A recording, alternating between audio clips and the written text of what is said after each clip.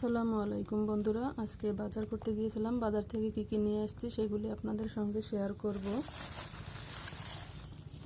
এদিকে মুরগি নিয়ে আসছি,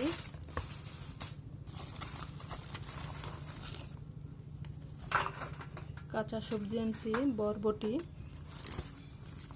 চাল কুমড়া, মিষ্টি কুমড়া আর হচ্ছে করলা। এই হচ্ছে আমার কাঁচা সবজি কিনেছি, কেমন হয়েছে জানাবেন। আর হচ্ছে সামুদ্রিক মাছ কিনছি, এটাকে টুনা ফিশ বলে।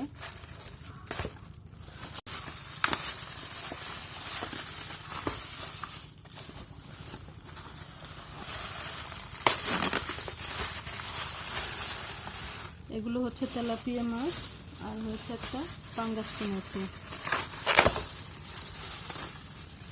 মাছগুলো খুবই টাটকা, ফ্রেশ, একদম তরতাজা।